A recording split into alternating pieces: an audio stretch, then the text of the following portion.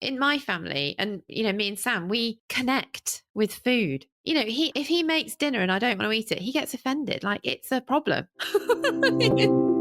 Welcome to the O for Food's Sake podcast, where we unwrap the joys and struggles of working in the food industry so you can thrive in what you do best while sustaining a rewarding and fulfilling career or business. We are your hosts, Lucy Wager, food industry consultant, and Amy Wilkinson, food industry coach. We've worked in the food industry for the last 20 years, and we're here to share with you the benefit of our hindsight. Our podcast is for you to find new ways to cope with the daily struggles, but mostly to inspire you to work on what's not working to ultimately improve your career or business long term. Hello and welcome to this week's episode of O for Food's Sake. Today we are talking about GLP-1 drugs and the effect that is going to have on the food industry. Now, GLP-1 drugs are things like, you will have heard probably more in the press, Ozempic, Wegovy, Mounjaro, things that are basically weight loss drugs. And we just thought it was an opportunity to have a really good discussion. We know people in our lives that are taking these drugs. It's becoming more and more mainstream, but surely it's going to have an effect on the food industry, isn't it, Lucy? So we thought it was a good episode to just start the conversation about it, really. Yeah. The word I know is Ozempic. I didn't really know the other, but someone I know is taking another one, which is a prescription one. But I think it's a really interesting topic because at first I hadn't recognized the impact it could have on the food industry. But obviously, these drugs basically stop people eating as much. And so therefore, depending on how many people are prescribed or start taking it, it could have a huge impact on the food industry, coupled with the fact that it's happening at a time where there's so much noise around UPFs, health and sustainability. So we're in this environment where there are some people only under the narrative are making different choices with their food because they're hearing, oh, UPS, I need to make different decisions. I'm going to eat that and it's going to kill me. And, all of that noise. But then you've got other people who are also hearing that noise, but are also just not hungry. Yeah. And I don't know that they're necessarily the same people, because the people that are worried about UPFs are probably not going to, well, who knows, might not be the people that want to put a drug in their system. Yeah.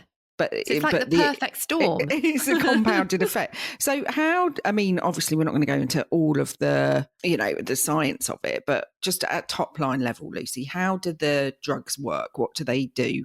So they delay the gastric emptying. So they basically slow down your digestion. They slow down the digestion. So the food that you eat stays in your stomach longer. So you just don't feel hungry. And the person I know who has been prescribed this because of type 2 diabetes, they say they're missing eating.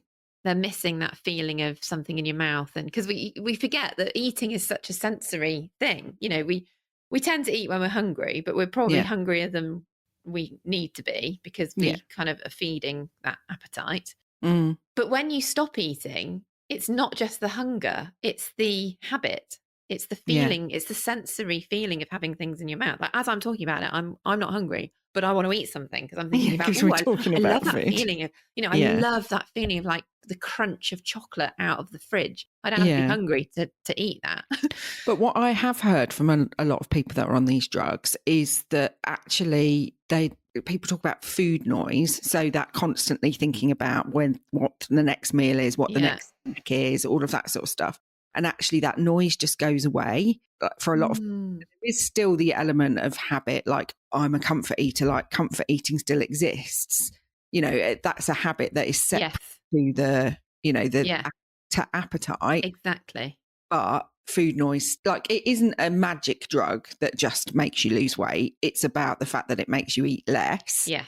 Or it's easier to eat less. Yeah. I don't think, like, on the packet it says, it's going to reduce food noise. But when you see stuff on Instagram and stuff, that is what people are talking about. Yeah.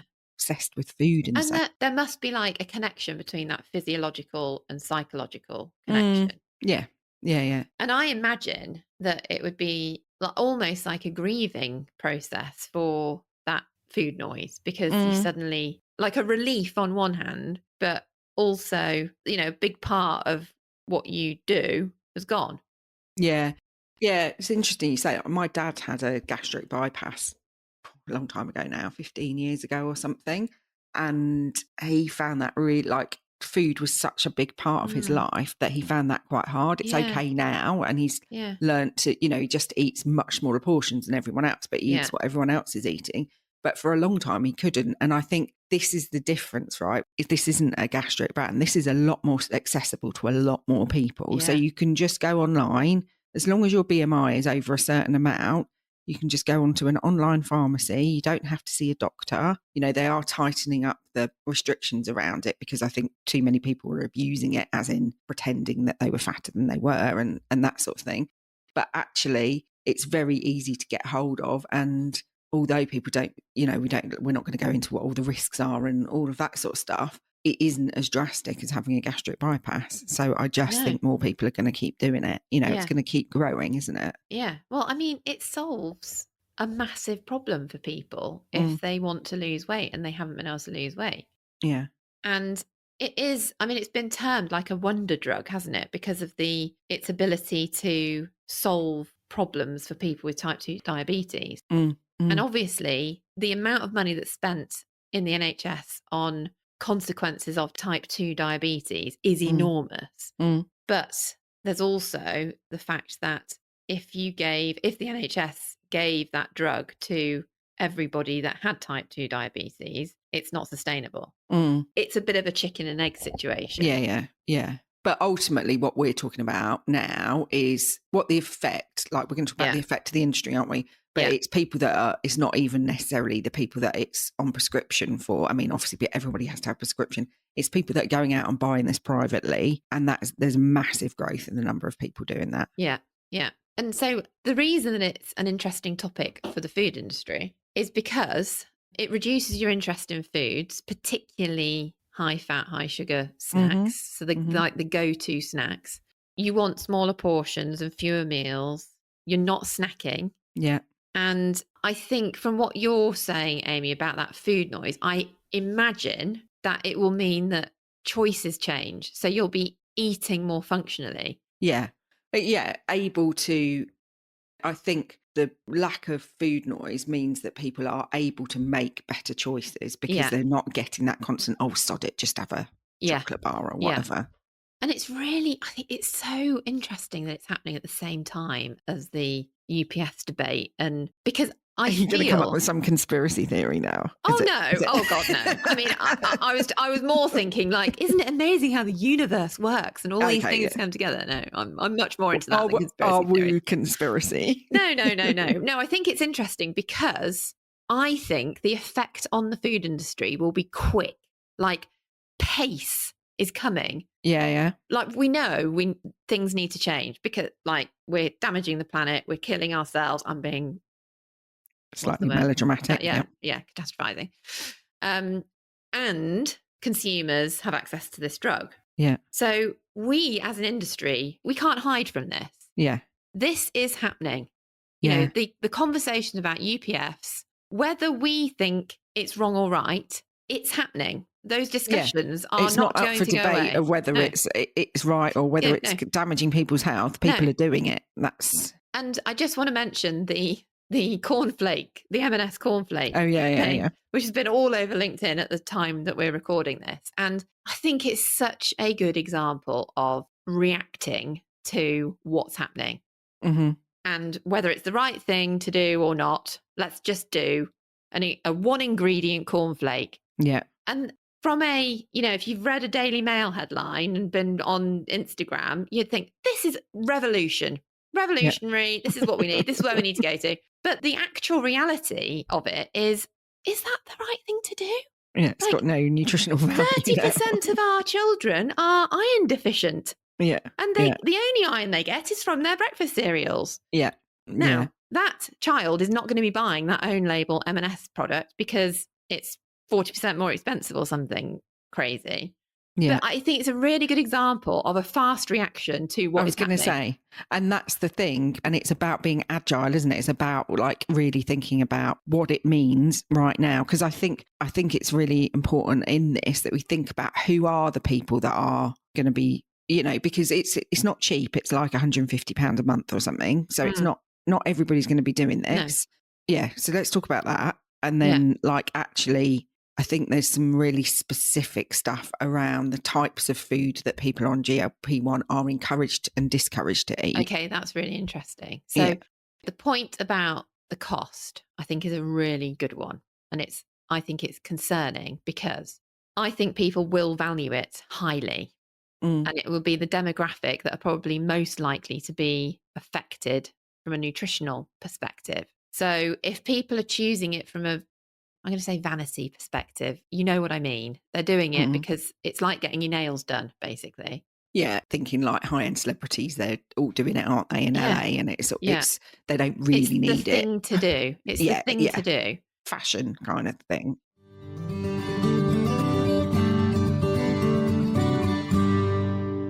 All right, folks, we're going to take a quick breather here to hear from our fantastic sponsors. They help keep the podcast going, so don't go anywhere. We'll be right back.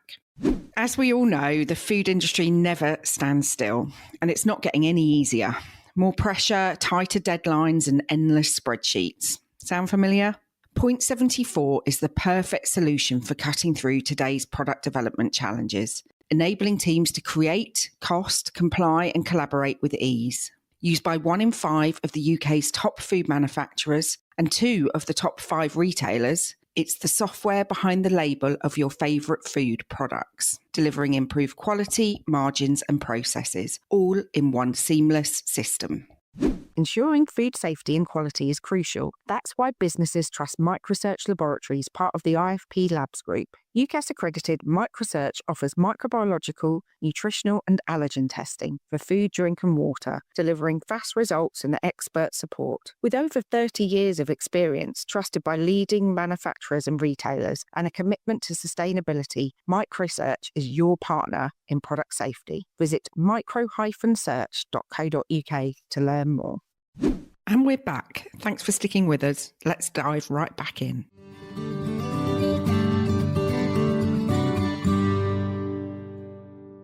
That's a different demographic to a person who needs to do it from a health perspective, but can't get it on prescription, so is still buying it. And all of that makes me think about Mel Wakeman, who we had on the podcast, talking about UPFs, and her really interesting take on the fact that actually food needs to be accessible because it's what people live on. And I don't know what the effect of, and maybe you can answer this with the types of foods that people recommend to eat. What is this going to mean from a health of the nation perspective, depending on what food they're accessing? Yeah. And what choices are they going to be making? So if we then think about the implications for the food industry, so if you think about QSRs, so are they going to need to change their menus to offer products that are going to be more suitable or more attractive to people that are on a diet which is limiting their desire for food and need for food? Yeah. And even, not even just quick service, even just restaurants in general having to do smaller plates and smaller portions. Yeah. It doesn't mean that people, I think there's almost two things, isn't there? There's almost the worry that people are going to get disinterested in food. So you're just going to lose that, you know, it just becomes functional. So it doesn't really matter what they're eating. But I still think there's going to be people that want to eat something really tasty, but they just want the portion sizes to be smaller. Yeah. You know, there's different. But maybe we all need portion sizes to be smaller as well. We do. Yeah. You know, and that's what I think. It's like, that's what I mean by this like perfect storm. Yeah. That it's all coming together and there's real crossover. Yeah. So in terms of what people are advised to eat, it's like, you know, the usual health advice in terms of, you know, eat less, move more. But specifically, there's 2 specific things. So there is protein, making sure you have a lot of protein, because whether you're on a weight loss drug or not, if you lose a lot of weight quickly, then you lose muscle mass. So you need to eat protein in the same way that, you know, bodybuilders do and all of that. So protein, trying to get as much protein into their diet as possible. And the other thing is hydration, drinking lots and lots of water. But what I've seen and noticed a lot is there's loads more hydration like sachets and stuff like that on the market. And I don't know if the two are linked or I've just made that connection. That's really interesting that I think maybe they are linked, because I remember probably 18 months ago, I was in a salon and they were selling this. It was a can of water that's like hydrates you 40% more than water. Yeah. And it was from America. So I wonder whether... Yeah, because America had it they were on the market. Ahead of us, yeah. But that is also linked to this like health, the overarching, the health halo as well, isn't it? Yeah. And it's funny, isn't it? All the things that we're saying, they're actually things that we should all be doing. Yes, exactly. It's forcing us. It's an unnatural way of forcing us into a more natural way of eating. Yeah. Which has an impact on the food industry because we've been in an environment of basically overeating as a nation. Yeah. For 40 odd years. Yeah. The protein thing is really interesting because we overeat in general on protein. So, but one of the IFE talks that I went to, well, the only IFE talk that I went to last week, one of the Ocado trading managers was there. She was facilitating one of the panels. It was a vegan panel. And she was saying that protein is still one of the most searched for terms on Ocado. Oh, really? And she was talking about that cycle where people are searching for it, which means that the demand from the retailer for more of those products comes in. And it's like a perpetuating, self-fulfilling prophecy where we need more protein. We don't actually need more protein. And, you know, unless you're on this drug. Yeah. And it's actually fiber we need more of, but fiber's not as sexy. Protein is where it's at. So I just thought it was really interesting. Yeah. And it's interesting you say that because fibre is the other thing. That's the third thing that, you know, that's important. Because if you think about how the drug works and it slows down digestion. Yeah. Constipation and all that jazz. And that goes hand in hand with the hydration as well, doesn't it? Yeah. The fibre and hydration. Yeah. So lots of people eating high protein yogurts with electrolytes and I'm not sure how they're getting the fibre. All brown. I was going to say fibre gel. We're just all going to be like walking sachet, like sucking sachets of different things. But I do think there's something in this because there's so much, you know, fibre needs to come and have its moment because it does. This aside, we don't get enough fibre by a mile. Like we all need to eat more fibre. Yeah.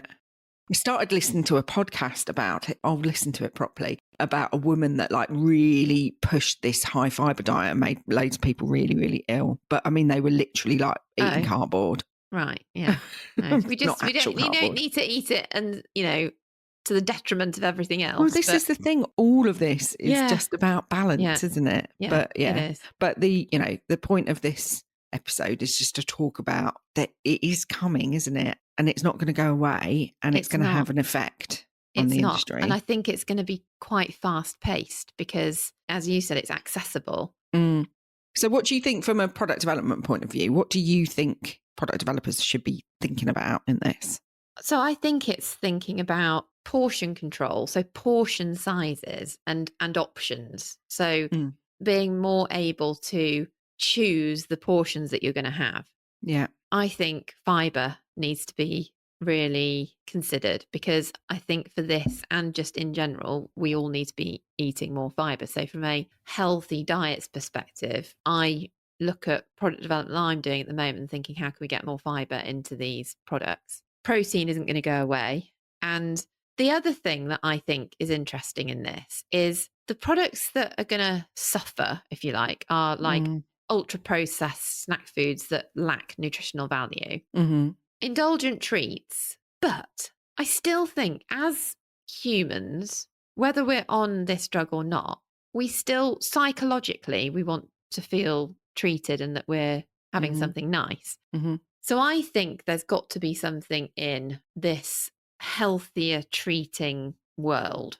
Yeah. So how do we combine that feeling of indulgence but with health? Which, like, it's an oxymoron, I know, but it's like that feeling of getting what you need, but also it being a treat.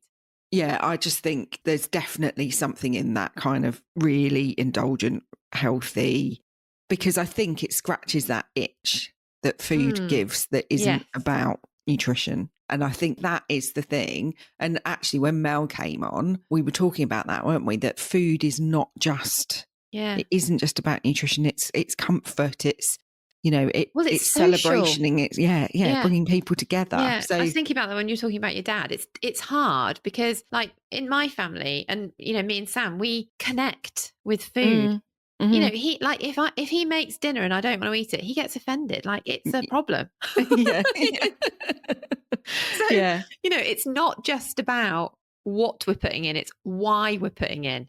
Yeah, it's really interesting, isn't it? And it's so early to tell because, there's a big part of me that's got a real, because I've had problems with disordered eating in the past, and it really doesn't, like, I've seen it in people where, because it is possible to then skip meals and, like, there's a scariness in there as well. Definitely. But ultimately, the effect it's going to have in the short term is, think what people are eating is going to change. I guess it's going to be interesting to see what happens from a legal perspective, like legislation, because they've already cracked down on how easy it is to subscribe to the podcast, prescribe different drugs in this, like, arena. So that's something to see. I think it's here to stay. Do you think it's here to stay? Definitely. I mean, there's too much money in it for it not to stay, for a start. Yeah. But I also think the health implications can't be ignored. Like the benefit of what it can do can't be ignored. It's not, I think it is here to stay. But I do think with the crackdown, which I think is needed, like, it's crazy that it could be that accessible. Yeah. Maybe it'll level out, but I think it's a very interesting time for the food industry. There's lots of the challenges that it brings for us as an industry and as product developers is unprecedented. Mm-hmm. So if you're listening, come and have a chat with us on LinkedIn about it, because we'd really like to get other people's thoughts on it, because I've not really seen anybody really talking about it that much. And I don't know if it's because we're not in those sorts of circles. So it's the crossover of, it's the first time really that a drug could impact. Yeah, it's pharmaceutical, like, crossover with food. Yeah. Really interesting. Yeah. Well, thank you for bringing it as a topic to talk about, because it's really interesting. Yeah, and come and talk to us, and remember, it's here to stay. You can't ignore it. Yeah, exactly. Sorry about that, but yeah, and we will see you next time. See you next time.